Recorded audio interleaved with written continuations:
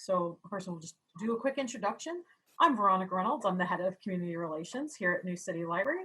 And you'll notice I've also listed myself as Shakespeare enthusiast. My qualifications to give this talk are primarily around enthusiasm. I did get my undergraduate degree in English literature with a focus on Shakespeare and Chaucer. If you've attended one of my talks before, it might have been my history of English language talk, which I gave over the summer, which is up on our YouTube channel. And I will be giving a talk on Hamlet in February. And this spring, I will most likely redo my Chaucer talk as well. So if you're interested in Geoffrey Chaucer and who he was, I'll probably be doing that in the spring. If you have any English literature topics that you're particularly interested in, I'm always willing to do the research. I have a love of English literature, particularly from the time period that we'll be discussing today.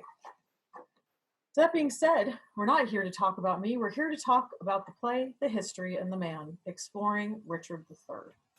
And I think there's no better way to introduce Richard III than by approaching the most famous monologue from this, from Shakespeare's play.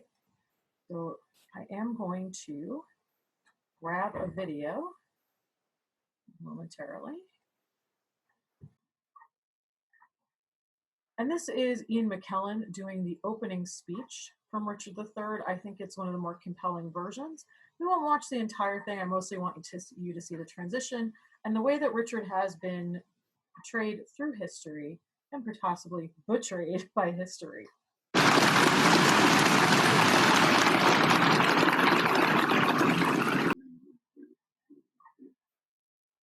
So that could go on and on. It's a pretty long opening to a show.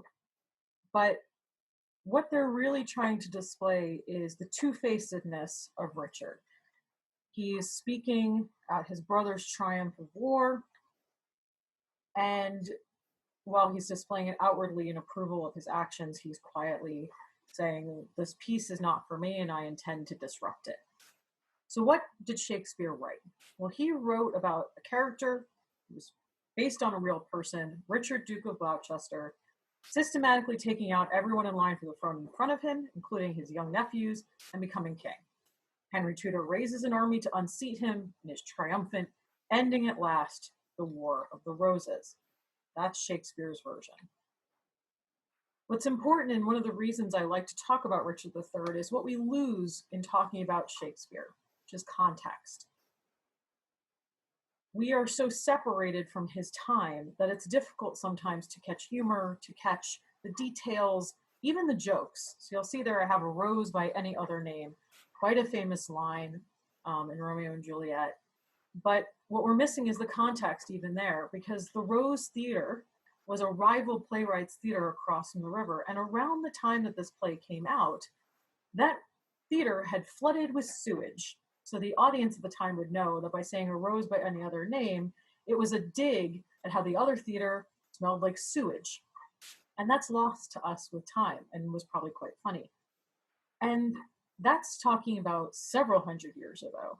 But you may have something as recent as Sherlock Holmes, stories that were written only 100 years ago.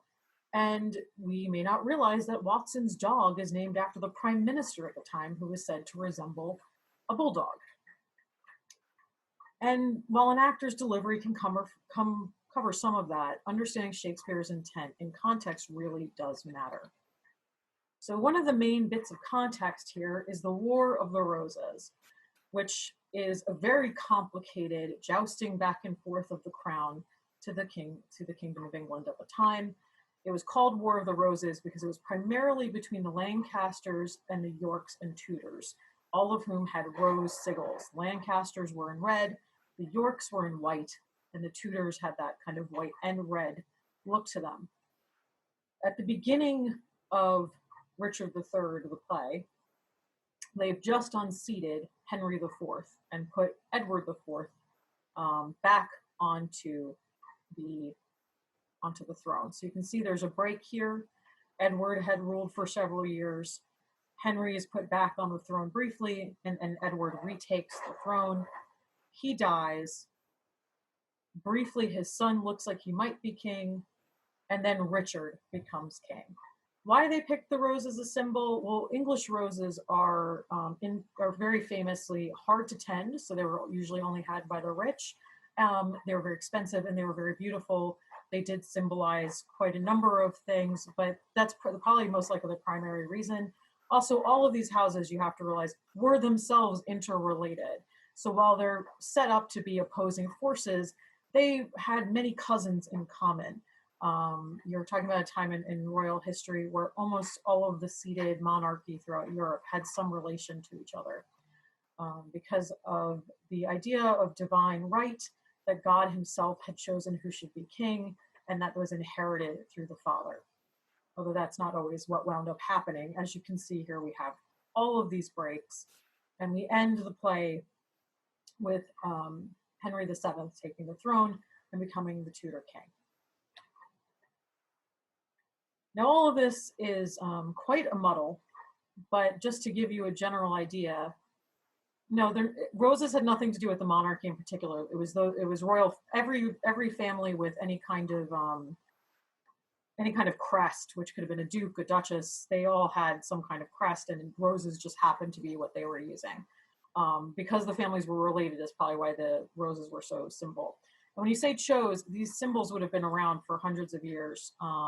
They had very little to do with the people that we're talking about at the time, except that was what was on their shields. They weren't choosing them in what we would consider the modern era of Lancaster and York. So you have Edward III here. He's king, through 1327 to 1377, has a whole bunch of kids, two of whom wind up sitting on the throne. Richard II, who we also get a play about, Henry IV, who definitely gets his own play, and Henry V, who gets his own play. And they are all descended through that same line. But you'll notice not far off from that line, we have Edward IV and Richard III. They're all interconnected. We also have Thomas, Duke of Clarence. All of these folks are related. They just wind up splitting down the center. So let's go back to that opening speech. And just to give a little context to where Shakespeare was coming from. Now is the winter of our discontent. So Edward has briefly put a stop to the fighting. He's back on the throne. It looks like it's for good. Made a glorious summer by the son of York. So Edward the Livery was the sun in splendor, his symbol, personal symbol as opposed to family symbol. Because when Edward's Yorkist forces reached Mortimer's Cross, 3 suns appeared in the sky. This may sound like a hallucination, but there is a visual effect that can occasionally occur. It's called a perihelion, which does make it look like there's multiple suns in the sky. They've been noted throughout history. We have historical records of them back quite a long way. And just seems that the Yorks keep blundering into these astronomical effects, which unfortunately have a great effect on their lives because they were believed. And all the clouds that lord upon our house in the deep bosom of the ocean buried. So Richard in this play is depicted as a mastermind. He's cruel because he can't fully participate in joy. One of the things that comes up, not just in Shakespeare, but throughout historical records written after Richard was dead, was a big emphasis on this idea that he was a hunchback. Until very modern literature and movies, it was often coded that an illness of the body was an illness of the mind. So evil was associated with having disabilities, which is obviously inaccurate, but when you're looking back at literature like this, it was really important that Shakespeare emphasized that Richard was a hunchback. And in fact, in going back and looking at some of the portraits at the time, they were repainted to make Richard look more hunchbacked than he probably was in life, which we'll talk about at the end. So what we're going to go through, both the play and Richard's life, are accusations and evidence. Shakespeare is accusing Richard as guilty of many crimes without any repentance or guilt. Shakespeare did not originate any of these ideas. They were largely considered the truth at the time of the play's conception based on historical documents at the time. But how did they adhere to the contemporary historical record? Contemporary in this sense, meaning contemporary with Richard's life. When he was actually alive, what were people saying about him? Because a lot of what Shakespeare was basing his works on were long after Richard was dead. So the biggest accusation leveled against Richard III in the play and by history was that he had his two young nephews killed. And you'll notice that the portrait I have up there was painted in 1878. So they probably didn't have a great idea of what these kids look like, but they look very sweet and cherubic and scared. And at this point, why would Richard be so concerned with these princes? Well, when his brother dies, Richard is not the next in line to become king. It's his own son, Richard IV's son, Richard V, who never was crowned, but is referred to as a king of England, and they count him in the Edward line, so the next Edward would be Edward VI. That he had both this heir to the throne and the younger brother, Richard Shrewsbury, murdered, so that he could become king. The issue with this is that Richard was basically in line to become the ruler of the kingdom until Edward V came of age. He was named Lord Protector by his own brother long before his brother knew he was going to die. The boys were age of 12 and 9. They were put into the Tower of London for safekeeping before the coronation in 1483. And then we don't know what happens to them. They are never mentioned in the historical record after that, except in many years later where two separate people pretended to be Richard of Shrewsbury all grown up, which is something we now know, if you've heard of the Anastasia pretenders, is a very common con to play after the death of somebody. And Richard is definitely portrayed as the architect of their murder in the play. So leading up to the coronation, Richard pulls a devastating move to the boys, where he convinces Parliament that the boys were conceived illegitimately.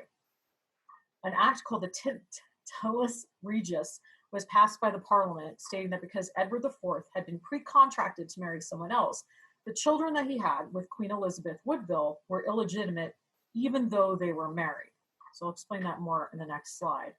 But what this act claims as well, interestingly, is that Woodville and her mother were using witchcraft to convince Edward to marry her in the first place. This was not an uncommon accusation to be leveled at the time.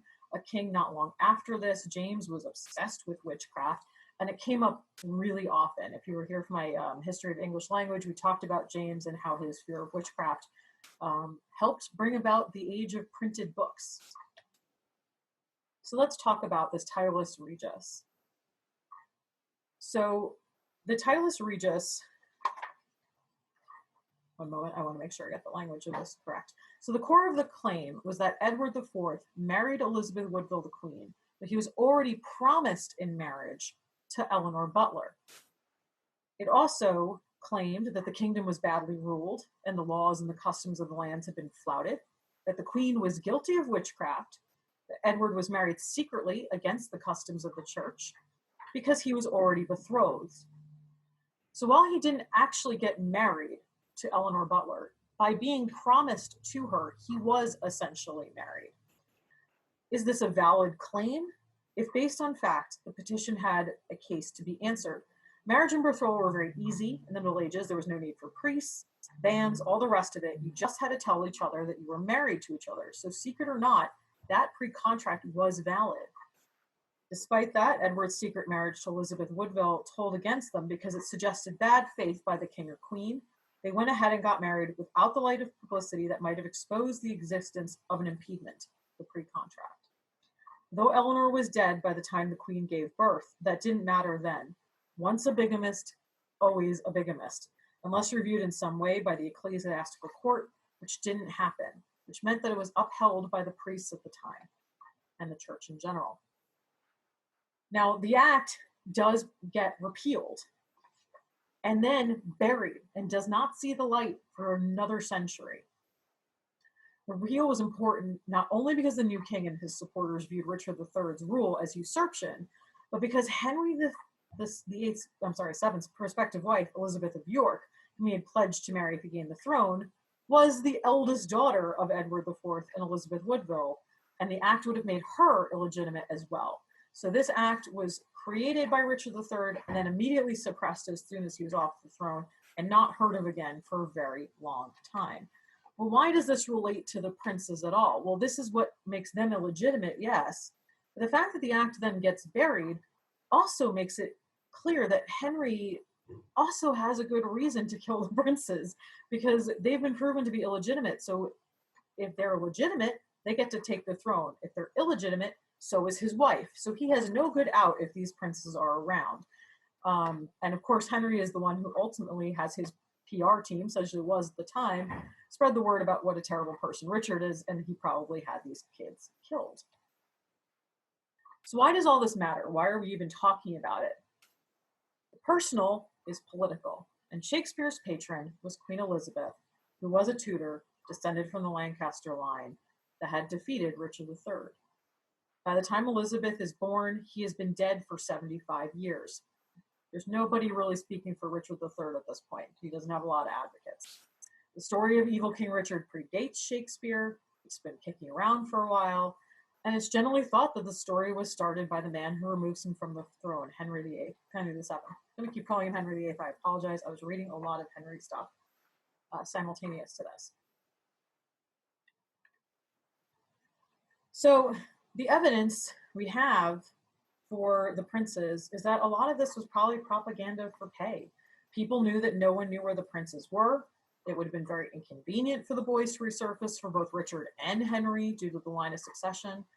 4 skeletons have been found in the tower, including 2 that do seem likely to be the princes, but the monarchy has held up, and as has the church, they don't want to do DNA testing on these bones. The bones are actually pretty badly preserved. There's mouse and bird bones scattered in among them. They were just found under the floorboards in the tower. So they have been interred with the name of the princes, but it's not certain that that's who they were. So if they died there, we will probably never know. Even if DNA evidence was able to be found, it's probably disintegrated over time and is unlikely to yield anything at this point. So did Richard kill the princes in the tower? It's a big question mark over that one, but it seems unlikely. It would have been quite a brutal move for a man who considered himself fairly pious. So the big accusation, of course, that is leveled at him is that he is a usurper. He took over the throne illegitimately. They paint him as an ambitious plotter, just waiting for his moment to seize the crown. He cuts out the princes, then cuts them down. Their mother flees in fear. He executes the former queen's supporters and levels the playing field. So what's the evidence of this? Edward IV did dictate that if he should die, Richard would be made Lord Protector. Edward dies April 9th, 1482. Queen Elizabeth, his Edward IV's queen, has her own political faction. They are mostly made up of her family members. She was originally Elizabeth Woodville, so they're called the Woodvilles, but they're also made up of many Woodville supporters. And they saw an opportunity when the king died to take the throne. And the way to do that would have been to rush a coronation of her son, get him on the throne, and then cut out Richard as protector, even though he was the one set up to inherit the position. Richard never receives official word of his brother's death or his nephew's coronation, which would have made him extremely suspicious that something was going on. He should have been informed that his brother died, if nothing else, as a family member. But because he was meant to be Lord Protector, he should have been told immediately. The boy was only 12 years old. He wasn't fit to reign, which would have meant Richard would take over as a proxy. Richard's behavior once he had secured Edward V and had arrived in London was considered exemplary by people at the time. He didn't do anything wrong in taking the prince and protecting him by putting him in the Tower of London. No one thought that was strange. He was doing what he had to do. Richard had the support of the council at the time, this had been the royal council, and everyone seemed ready to support and crown the prince. On June 10th, 1483, Richard has to ask the city of York for reinforcements against the queen and that Woodville contingent. And then on June 13th, we get to our next accusation because Lord Hastings is very suddenly executed. The execution of Lord Hastings is abrupt and feels very sudden in the historical record. Because previously he had been the king's chamberlain, an ally of Richard under the queen, and he was executed by decapitation under the order of Richard as Lord Protector. We know that Richard was involved. He said yes, he needs to be executed. And the order was considered illegal. He didn't get permission to do this from the council. He was only the Lord Protector, and it gave Richard's opponents tons of reasons to throw him under the bus. Previous to this execution, Hastings and Richard had never publicly opposed each other, although they were men who held a lot of grudges. Hastings' public career had spanned over 2 decades, encompassed the roles of politician, administrator, soldier, diplomat, businessman, landowner, and great lord. He was an all-around, powerful, and widely well-considered man. He may even have acted as a father figure to the late Edward IV after his own father died. So what's the evidence? Why did this happen? It was Hastings that actually wound up telling Richard of Edward IV's death. Remember, the Queen neglected to tell him, and he asked him to come south and take control. At this point, Richard is ruling the northern lands as a lord under the king. So he has quite a long way to go to get to London. While waiting for Richard to come, Hastings continues to be active on the council. And as the Queen starts pushing to have her son escorted to London with this enormous escort, which essentially would have been an act of war, it was a threat to take over the throne, Hastings threatened that he would retire if she did it. And he was so powerful and involved in so many things that this threat actually made the Queen scale back the escort. On his way to London, Richard meets with the Queen's brother Rivers, who has the princes with him, I believe, and immediately arrests him along with his supporters because it looked extremely threatening. And this puts a temporary, I wouldn't say end, I put end here, but it really puts a temporary pause to the Woodville contingent's plans. I see your question, Jill, and I see it's for the end, so I'll answer it at the end. Again, if anyone has any questions, feel free to put them in the chat. I do have the chat up right here on my own screen, so I'm happy to pause and answer any questions. It's a lot of information, so if you need clarification, totally fine, I understand. All right, so we're still with Hastings. So previously scorned by the king, and therefore likely also Hastings, they tended to be of one mind, was this nobleman, the Duke of Buckingham, and he appears in support of Richard. This was a wise move. He sees the changing of the tides. So Buckingham throws a lot of money and men behind Richard. On May 20th, Richard reappointed Hastings the office of Master of the Mint. This seemed rather late, and it's likely that Hastings probably felt pretty slighted by this. And just days earlier, he had appointed Buckingham a constable and steward of the Welsh crown lands, along with a bunch of other titles. It was a much larger appointment, and probably Hastings had been hoping to get bumped up the ranks. It's possible that he felt scorned by this or some other unrecorded slight. He might have been concerned with losing political clout, as it was clear that Richard wasn't going to afford him the same respect that his brother had. Also, there is a tie through his wife to the Tudors. We know we're not getting along with the Lancasters right now. So in June, Richard has that plea for help that goes to York, and somewhere in there, in a matter of days, someone tells Richard that Hastings means to betray him. And there are several candidates who might have been this whistleblower. It might have been Buckingham himself, who ultimately does take over a lot of Hastings' roles once he's gone. Thomas More, who wrote a later accounting, thinks that the person who betrayed Hastings might have been a lawyer, William Catesby, who had for many years served not only Hastings, but also Duke of Buckingham, and does appear in the play. But we don't really know who gave away the plot.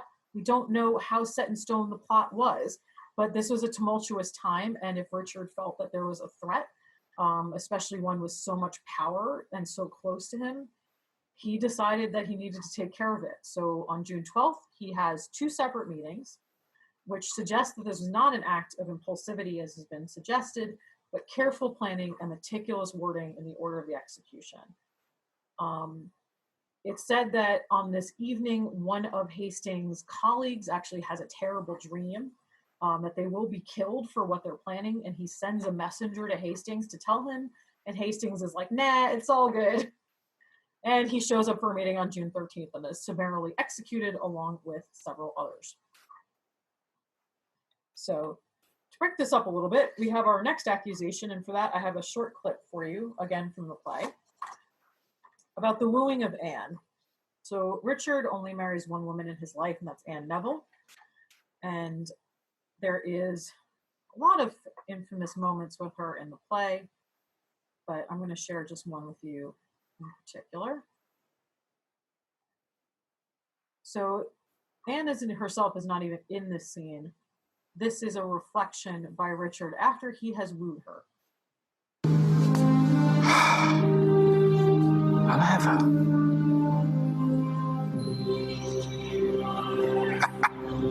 But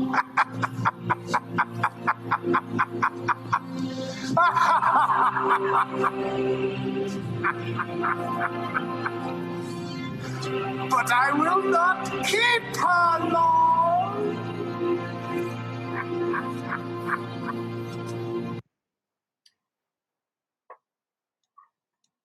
I'm going to make sure the next one play here. Okay. So that's rather ominous. That is, by the way, Al Pacino in a wonderful documentary that is very hard to find now called Looking for Richard.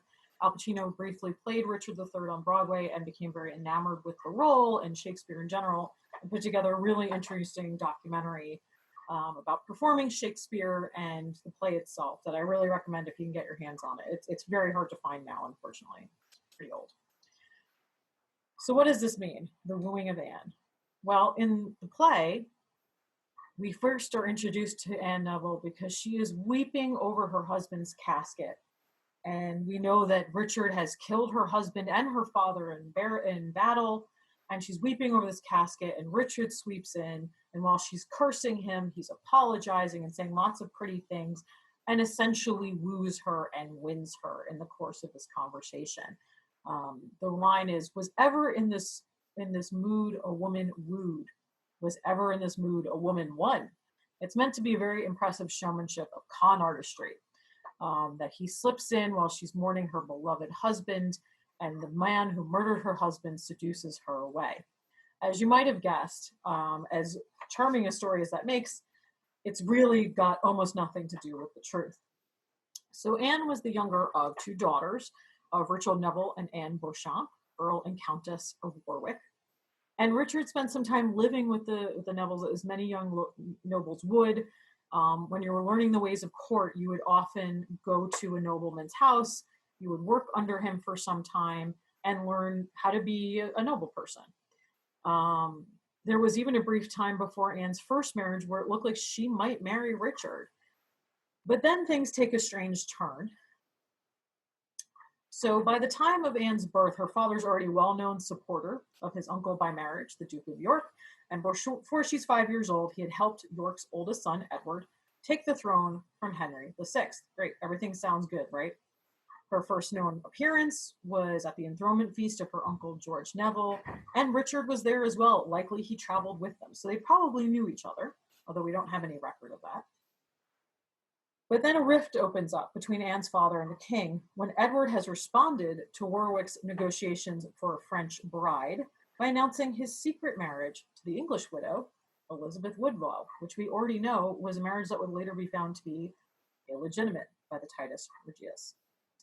Warwick had, however, by this time conceived an ambition to marry both of his daughters to both of the king's brothers. So this is when we get this introduction that Richard might have married Anne all the way back then, because the other brother, George of Clarence, would marry Isabel, her older sister.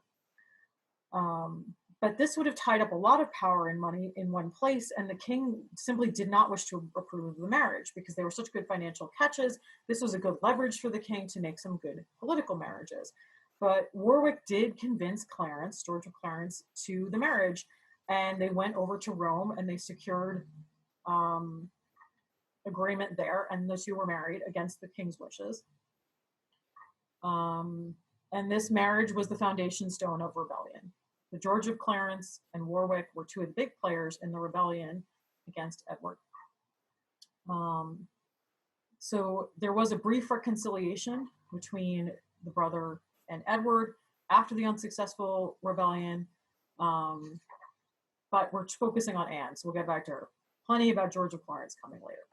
So we have Anne almost marrying Richard the first time, but with her father's rebellion and her sister's marriage, Anne has very few prospects. No one wants to marry a rebel's daughter. You don't know how that's going to turn out. Doesn't matter how wealthy she was.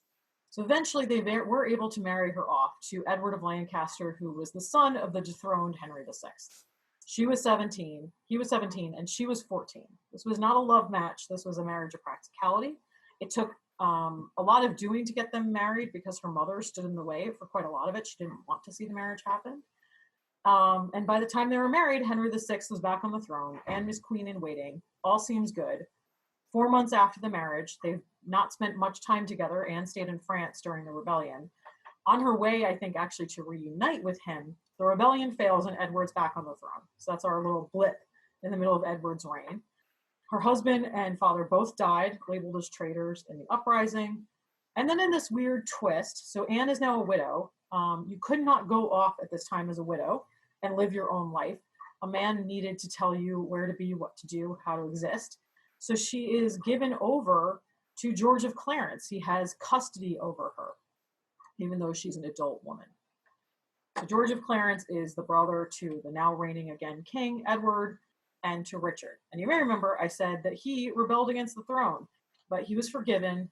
He switched sides.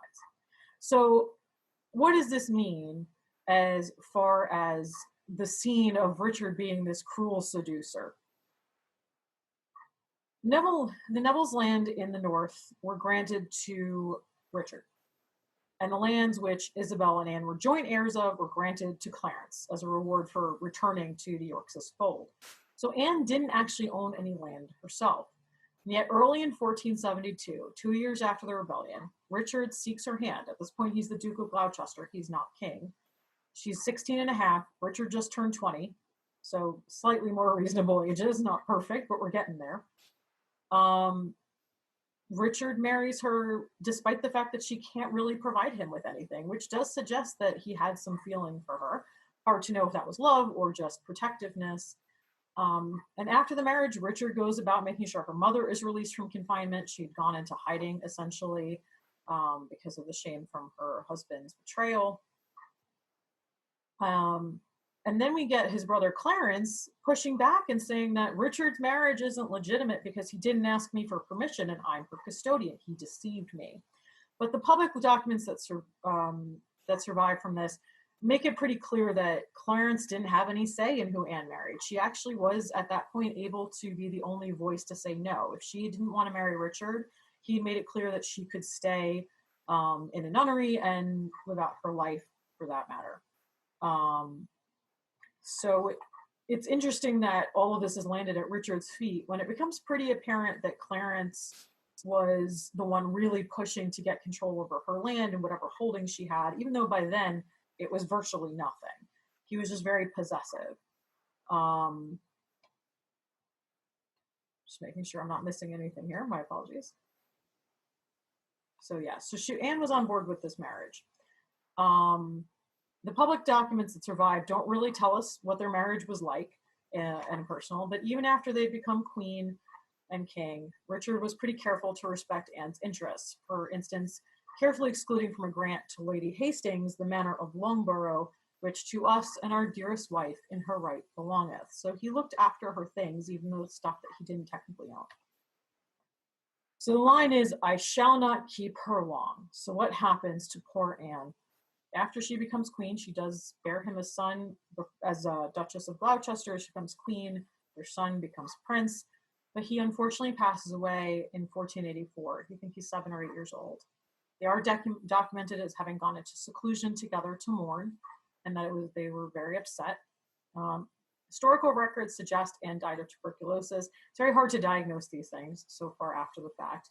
But on the day of her death, there was an eclipse. You may remember the Parhelion, when Edward wins the battle. This is the eclipse, and a lot of people took that as an omen that Richard was going to fall from grace. Now, whether they took that as an omen of that at the time or was something that was historically looked at to prove it, who knows? In the play, Richard intentionally poisons her, and this is already coding him as even more villainous because only villains in Shakespeare use poison, like Hamlet's uncle. He kills her, and that leaves him free to woo the last remaining heir that might challenge him, Elizabeth of York, the former Queen Elizabeth's daughter. What's interesting about that is who ultimately does wind up wooing Elizabeth of York is Henry, who unseats him. Anne is buried in Westminster Abbey with honors no less befitted the burial of a queen. Richard does not marry Elizabeth, nor does he document any attempt to woo her. In fact, he secures her marriage to the future king of Portugal. Most of the rumors that this is what Richard was trying to do came from a single Christmas party where he just gave Elizabeth a little too much attention, and the rumors took off from there. The final postscript to Anne's story, because of this, comes on March 30th after her death, when Richard called the mayor and citizens of London together to address the rumor that he had Anne poisoned in order to marry Elizabeth. So this would be like a modern celebrity having to go out in public to talk about how he, no matter what the tabloids say, I didn't hurt anybody, I didn't do anything. And he says, speaking in a loud and distinct voice, he showed his grief and displeasure aforesaid, and said it never came into his thought or mind to marry in such manner wise, nor willing nor glad of the death of his queen, but as sorry and in heart as heavy as a man might be. It's up to you to decide what you think of that. Certainly men have lied about less, so women, but it's interesting that he had to publicly speak about it. It was such a big story at the time.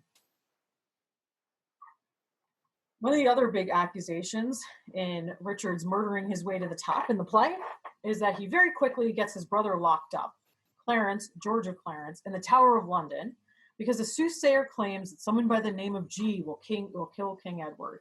So it's set up that Richard is whispering poison into King Edward's ear, and he hears this, he goes to the soothsayer, they say they're going to kill, that Clarence might be the one to kill, and the poetic justice is G, of course, stands for Gloucester and not George at all.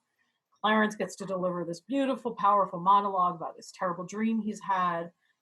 He's described as false, fleeting, perjured Clarence. It has one of the few comedic moments of the play. The murderers actually do have a moment of regret. I'll pass around the YouTube links I've listed. I'm going to skip this one for now, just for time, because we're moving along at a slightly slower clip. It's not particularly relevant. So what's the actual evidence? What actually happened? Because Clarence was actually killed. So what was the true story? As far as we know, George, Duke of Clarence, is the middle brother. His older brother is king, his younger brother is Richard, and after the death of their father, he was second in line to the throne, with Richard coming behind him. He ceased to be heir to the throne with the birth of Princess Elizabeth in 1466. Now, this was very debated about whether a woman could be next in line through the throne, and certainly no one ever went after poor Princess Elizabeth. But certainly it would have started to make George a little nervous that his prospects of becoming king had rapidly diminished. As previously discussed, he marries Isabel of Neville without his brother's permission, in fact, directly as opposed to his brother, and eventually joins this rebellion against him. When he returns to his brother's side, all is seemingly forgiven. After the defeat, Clarence was included in the Warwick negotiations. He said he had no further ambitions. He got his land back, or most of them. He was resented by returning Lancastrians, as you might imagine, who he'd gotten in the way of, and he was no better off than he had been before. All of his close family wanted him to become Yorkist again. He was persuaded. He joins forces with Edward IV. He does perjure himself in the name of switching sides. He gets all of his offenses wiped out. And because he kind of turned at the last minute, it was kind of widely thought that Edward IV may even have owed him a little bit, because he managed to turn over this tide. And he gets to take possession of all of Warwick's goods, which is interesting. He gets Anne of Neville as he gets to be her custodian, which he thinks is going to give him a little more clout than it does. And all of a sudden, that's not good enough anymore. He sues pretty quickly. So anyway, my apologies. Let me backtrack.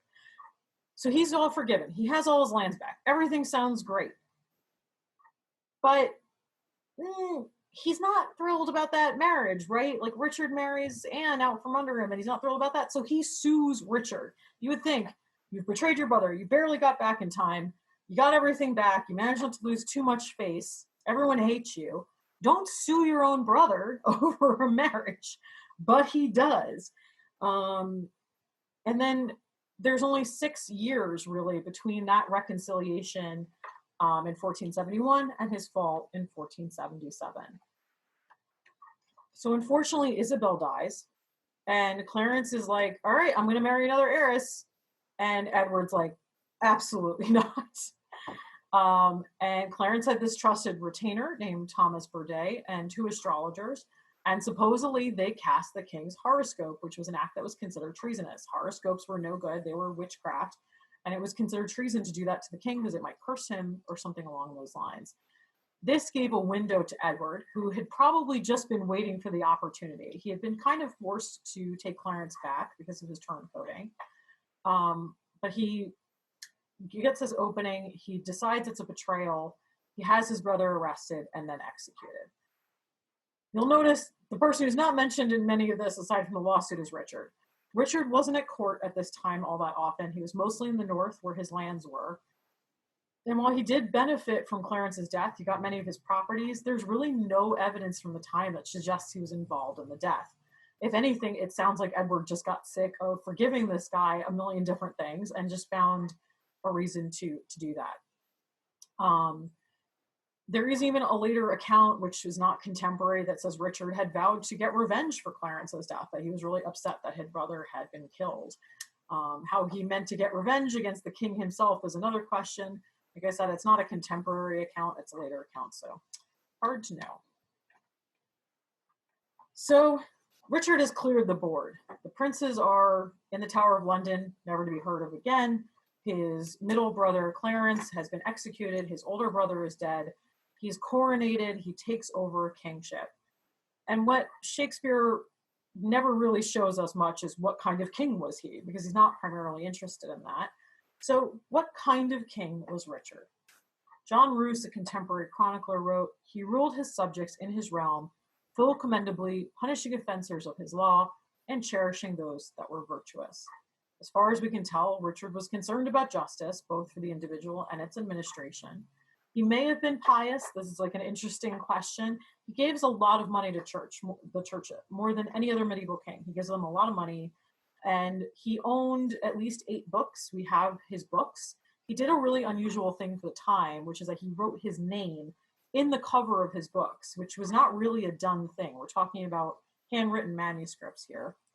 And they would have been passed down as very expensive objects. But we have this little library that he had, and several of them are religious books, probably more than most people would have owned who owned books. He had religious books. So he may have been very pious. He only calls one parliament in this case being the people's representatives as opposed to the council, who were all aristocracy. Remember, he's king for a very short time, so it's not unusual that he only calls one parliament. It went as well as these things went. Everyone kind of got what they wanted. The back and forth seemed very on par with the back and forth at other parliaments. And he did enact reforms that improved the lives of his subjects. And this is a big one. Especially if you came to my history of the English language over the summer, but I'll explain here why it's such a big deal. He had laws translated into English, which was enormous because Latin was the language of law, and nobody outside of the church and the aristocracy was taught Latin. So if you were an average person, you really had no access to the laws of the country that you lived in. So having them translated to English was an enormous leveler. It was the tongue of the people. And really allowed a more fair legal system. Which is not to say that it was like the best legal system in the world, but it certainly made things a lot more fair. But things can't stay good forever. They barely stayed good for a handful of months. Richard eventually alienates Buckingham by refusing him a land grant. And the play and reality are pretty closely adhered here. Buckingham takes that as a last straw. He doesn't like how he's being talked to. He joins the building army of Henry, the Tudors' dynasty originator. Richard's paranoia increases. That's in the play. Hard to know if that happened in real life, but that's the assumption. They do catch and execute Buckingham, but it's too late. It's hard to know if Buckingham's involvement is overstated because it kind of pushes the blame for the rebellion from the fact that like we kind of want to be in charge to, oh, it was this one treacherous guy, it's his fault. And Buckingham has this really bad luck moment because he's got all these forces marshaled, forces that he originally had given to Richard. He's going to go and use them on Henry's behalf, but Henry Tudor's ships run into a storm and were forced to return to, I think, Brittany or Normandy. And Henry himself has to be anchored off Plymouth for a week, and that's when they find out that Buckingham has failed. His army was troubled by the same storm and was deserted when Richard's forces came against them. So everybody just kind of scatters. They don't want to fight the king, mostly probably because of the size of his army, not out of any particular loyalty. So Buckingham puts on a disguise and tries to escape, but somebody finds him and turns him in. There was a bounty on his head, or he was found hiding, we're not sure. And he was convicted of treason and beheaded in Salisbury on the 2nd of November. So it was a short end to a big gamble, and goes to show that one of the things that doesn't work out for you well is betraying kings, regardless of who the king is. It's not great. It's not recommended. So at this point, though Richard doesn't know it, this is all going to come to a head. Henry of Richmond, the future king, taking up the battle. And it brings us to Bosworth Field. In this final battle, the play shows Richard losing his last allies as they defect over to Henry's side. Richard is unhorsed mid-battle, and we get his big famous line. You'll notice Sir William Catesby is saying the line before him. He's one of the guys that may have ratted out our friend Hastings. Withdraw, my lord, I'll help you to a horse. And Richard says, Slave, I have set my life upon a cast, and I will stand the hazard of the die. I think there be 6 Richmonds on the field. 5 I have slain today instead of him. A horse, my kingdom for a horse. So in the play, Richard is looking to himself to kill Richmond. He's at the head of the battle. He's unhorsed and cut down. So what happens at Bosworth Field? We know that Richard's army was larger than Henry's. Some of the numbers might have been 8,000 versus 5,000, but we don't have anything set. The traditional view is that the king cries treason before falling during the battle, and that he was abandoned at the last minute by this guy named Baron Stanley, who was one of his other big supporters. It's hard to know if that actually happened. His position was a reserve. He was behind the lines, and it would have been pretty hard for him to move forward without an order, which we don't think happened. Where they were fighting was actually not a very large space. It was hard to jockey for position. It would have hampered any thing to join the fray. So while, yes, he didn't fight, it was probably more logistical than out of backstabbing. And despite appearing as a pillar of the Richardian regime, Stanley's wife was Henry Tudor's mother. So his inaction and his brother wound up entering the battle on the Tudors' behalf. It was pretty fundamental to his defeat. The tide turned pretty precipitously. And the death of Richard's close friend, John Howard, who was the Duke of Norfolk, may have had kind of a demoralizing effect. It's not great when your best friend dies on the battlefield. But either way, Richard did lead the cavalry through himself. He was at the front of the line. He really wanted to strike the final battle against Henry Tudor. Most everybody says he was a very brave fighter. He had been in war before. He was experienced. So despite apparently his over-exaggerated physical issues, he was good on a horse. He did not fall from his horse. We don't know exactly how he died, although we have some better guesses than we used to.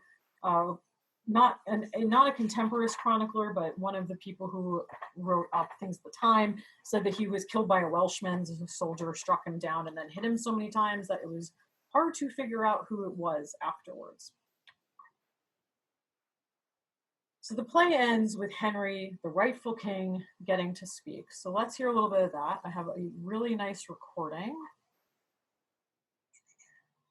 from a radio drama with Laurence Olivier. Here are the final words from our play. Now civil wounds are stopped. Peace lives again. That she may long live here, God say, Amen. Long live King Henry! Long live King Henry!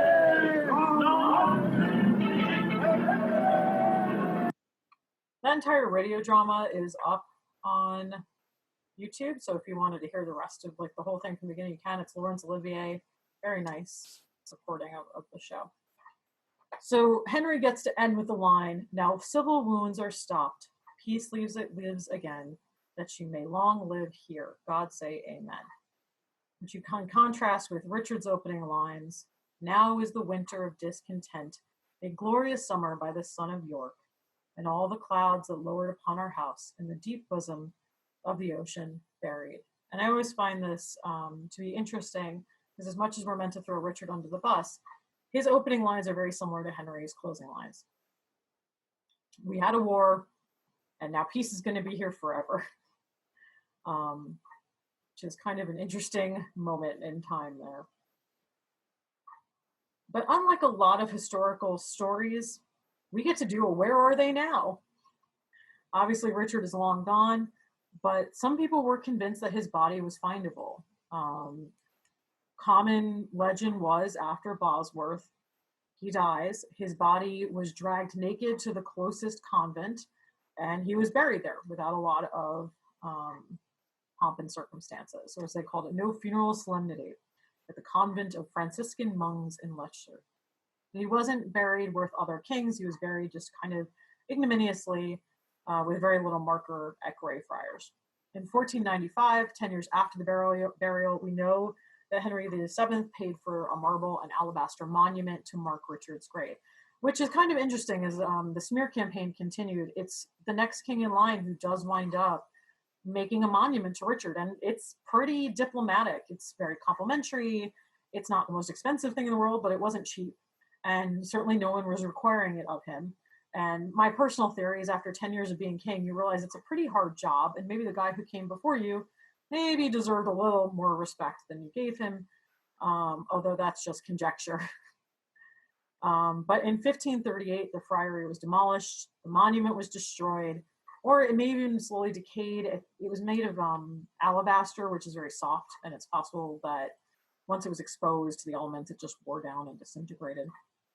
A lot of urban legends sprang up about Richard's body being moved, thrown into a river. That was a big one. A lot of people said, oh, they dug him up and they threw him in a river. The issue with that was the river that was nearby was very shallow, so it wouldn't have been a great way to get rid of the body. But basically what you get is in fairly modern times, is this Richard III Society, which was started to find his body, because a lot of people started looking at the actual contemporary historic record and being like, maybe Shakespeare's not super accurate. Maybe this guy was like not the worst, and we should look into that more. Someone in the registration mentioned Josephine Tay's book, The Daughter of Time, which is a fictional book, but has a lot of great nonfiction points in it, and I do recommend it if you're interested in a detective in the 50s, I believe it's set. He's in a hospital bed and he's bored, and he winds up investigating Richard through library books and historical records as a way to pass the time. It's a great book, and it covers a lot of these points, and that's the kind of person who would wind up joining the Richard III Society. Which just brings us to the king in the car park. So in 2011, the area where Greyfriars has stood was reevaluated after a previous excavation. So it had been excavated once before, looking for not just Richard, but some other things. But they lost funding. There was a lot of issues. They knew there were three more potential sites, but there were several researchers who really narrowed it in. They were going to take a chance on just two. The first one that they opened was on August 25th, 2012. It had been paved over. It was a car park site, as the British call it, or we would say a parking lot. And as soon as they started digging, they found two leg bones. When the rest of the skeleton was revealed, it was found to have an S-shaped spine, been hastily buried without a shroud, and had an arrowhead-like piece of metal lodged inside. DNA swabs were taken from the descendants of Richard's line. Now, I hear you saying, but his son died. Well, he had a few illegitimate children. So we do know some of his descendants are around. That was not unusual. Illegitimate children abound at this time. But they were able to test their DNA conveniently, and they decided that it was Richard. So they reinterred him in the Leicester Cathedral, in keeping with British legal norms, which held that Christian burials excavated by archaeologists should be reburied in the nearest consecrated ground to the original grave. You know you live in a country with a lot of history when you have rules around what to do when you find a dead king. The royal family refused to make a claim on him, which isn't surprising. They're descended from people who won, which was not Richard. So that's the burial site. If you're really interested, you can Google it and see actual pictures of the skeleton. I'm not going to show those today. It's not what we showed up for, but they do exist. And I want to show you a little bit of what his current graveside looks like now.